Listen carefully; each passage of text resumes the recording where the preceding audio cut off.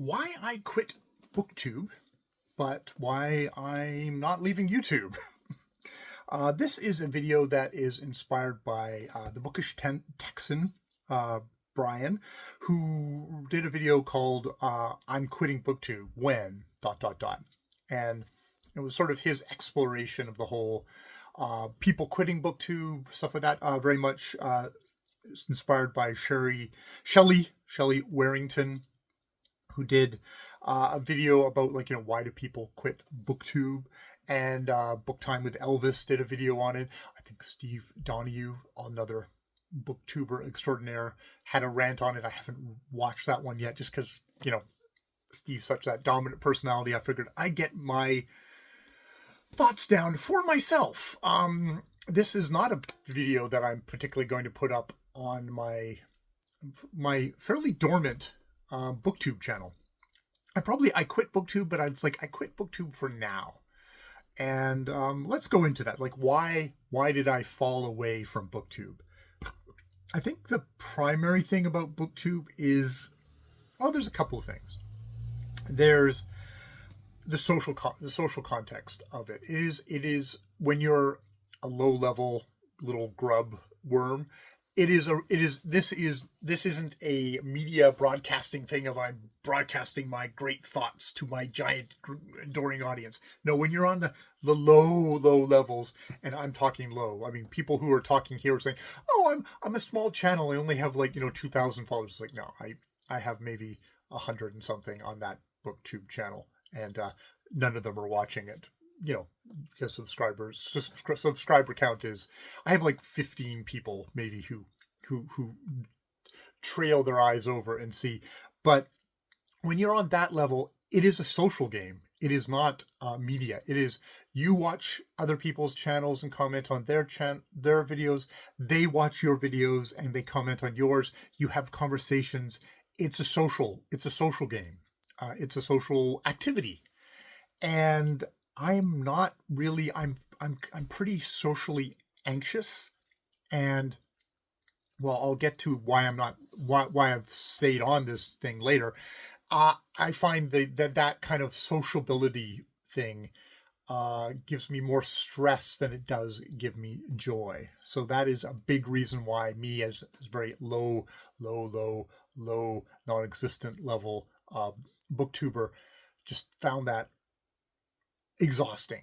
And I mean, there's also just sort of okay, I have a limited amount of time. It can be a bit of a rat race to have to always be thinking about what video to make. And this is making a video that is that I feel is good enough. And I definitely got into that of I need to make videos that are thought out, that have something to say, that have a topic that it could take me many takes to kind of try and get that after thinking about it for a long time. It's just that was, there's kind of a strain there of making stuff that's actually worth wasting those 15 people's who might check out my channel, their time. It's something like that. And I mean, there's just also time. I have a full-time job. I have a family. I have other interests. I also like to write. Writing is something that, along with reading and making videos, is definitely is something that I like to do every day, and gives me a reward. It rewards me. And I think, finally with BookTube, I've talked about those 15 people who might check out my video out of the 150 that, maybe 150, that might be 120 that are subscribed to me. There's a bit of the, not screaming into the void, because I don't think I scream on my channel, but rambling, burbling, thinking out loud into the void. And there's just a thing of as my social game is terrible, I didn't comment on other people's videos. So unsurprisingly, not too many people commented on my videos, and the people who did, I was extremely grateful for. But it was okay, this is just, and as it became more and more intermittent, I became easier and easier to forget and not be something that, people are going to check in on. So there's that. Um, yeah. I mean, I guess there's also probably a thing of like, I don't think it is a thing. People talk, a lot of the videos talked about like comparing yourself to other people on the platform.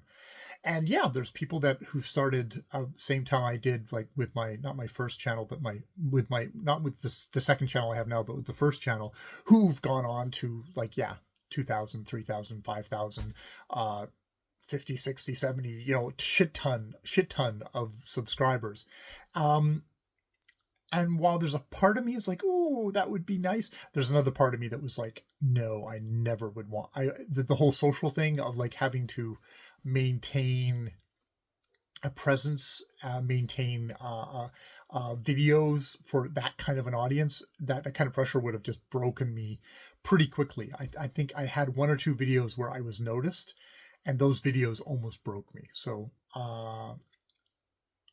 I knew I never wanted that, but even like moderate success, even moderate success for BookTube of like 1,000 subscribers and maybe, consistently, maybe 10 people commented on a video, that would probably still be overwhelming for me. So for all those reasons, I've really fallen off of BookTube. But fortunately for me, especially, I think it was probably around in the pandemic when I was feeling really stressed, I started this channel, the PR 5147, as sort of like, okay, I need to have a break. And it was like, a lot of it was comments. It's like, I tried turning off the comments on the BookTube channel, but that seemed a weird amputation. But like, okay, I'll start a channel from scratch, which is just as kind of a factory floor for me. And at least that's how I started off thinking about it. It's like, okay, I'll do a lot of videos on this channel, but only one or two of them will go on to the main channel. And it quickly became its own thing. It's kind of half a journal, half me reading aloud stuff, half doing kind of trying to think out things, kind of a rough draft for a lot of videos. It became much more just kind of open and expansive. I disemboweled all the titles on it, so it became just a place where, I think I have a whole bunch of subscriber bots or people from a lot of foreign countries, which yeah, it's like, I don't know why I don't know why a real person would be subscribed to this channel. Let's just put it that way. But I don't have comments on, so I'll never know. I can kind of be myself. I can talk to myself. So why isn't this channel privated? I don't know. It's always felt natural to just have it open there as, maybe it's just like my comment on, it might as well be privated because it is so, I'm overwhelming with so much dross that I doubt very much that I'm ever going to be noticed to any significant way. So yeah, I have this channel, and on this channel I subscribe to a whole bunch of much more general interest kind of media stuff. People who are like, I don't subscribe to booktubers on this channel. I subscribe to people who are like big media things or medium media things. They're still individual. It's funny. There's still kind of, a lot of them are very individual mom and pop organizations, not organizations, channels. But they have that polish, and they have, they're moderately successful, but that's like, 45,000, or something which is ridiculously tiny. But they're they're professionalized. They have Patreons. I don't feel like I need to, me not commenting on their channel, never commenting on their channel is fine. Cause like you get to like, you have hundreds and hundreds of comments on a video. They've got all the affirmations or support that they need that way. I'll like their videos. And there's one that I actually do subscribe to I'm on their Patreon to support them. Cause I like the videos that they make. They're really interesting and stuff like that. But it's so I'm using it much more as a media player that way, and much more as just my private kind of like little headspace the other way. And so why do I stay on YouTube? And it's like, I love making videos. I love the process of sitting in front of a camera and talking out whatever I'm thinking about at the moment. That's something that really appeals to me. I don't think it's as appealing to watch, which thus my lack of particular people being interested in tuning in on my channel. I also did a lot of self-sabotage on my channel. I stopped one channel and then I restarted again. For my own reasons, which I won't get into here. But yeah, I love talking and thinking out loud. Primarily about books, but also just about my life. I do a dark episode every night, which is just basically me decompressing after a day, which sometimes is very short, sometimes can be very long. It's just me talking out what happened, how I'm feeling, all that stuff, that diary aspect. Comments are off. So this is not a social media. I'm not using it. I've customized it. I'm not using this as social media. I'm using this as a private space for myself that just happens to have kind of a random tendril to the outside of me, where someone could conceivably drift by this channel and what the hell's going on here, probably look at one video for about 5 seconds and then go, okay, and then move on. But it's like, it's there. I exist. It's sort of, I'm just not being, you can't comment. So I'm not welcome. I'm not interested, I guess, in your comments. I don't need that here. Just because it fucks me up.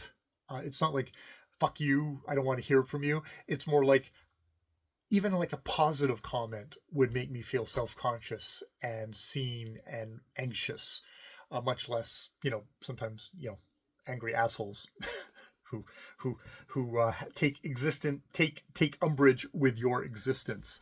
So like that idea. So it's funny. It's what YouTube, I think, and BookTube itself first appealed to me, is that there's the sense of like, I'm just standing in a room, sitting in front of a camera, talking out loud, and it allows for a nuance. It allows for shading. You get an idea of what kind of person the person is talking to the camera versus text-based interactions. You can read in a lot of stuff, and and people sometimes really read in the worst about another person. I think for myself, because I'm so self-critical about myself, any comments I get, whether how positive or whatever they are, I look for the negative in them. Whereas if it's a face-to-face interaction, I'm less able to spin off my own neuroses and fantasy. So this, strangely enough, I find YouTube video-based, the video part of it, at least, strangely relaxing, strangely a little bit centering, whereas all the comments and stuff like that is just it fucks me up. It fucks me up. So that's me. Yeah, I quit BookTube for the moment. I mean, out of the hundreds and hundreds of videos that I make every, three videos a day, maybe, or 2 videos a day, so 60 videos in a month, and then times 12.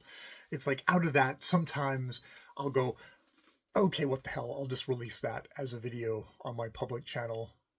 Nobody watches it. And then I just kind of come back here. Which, maybe that is probably the healthiest thing for me. I'm not somebody who is built to be sorry.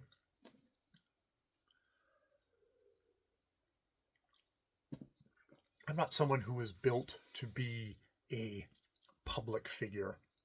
That would freak me out. I have issues with shame. I have issues with with kind of self-confidence, with just being incredibly judging about myself.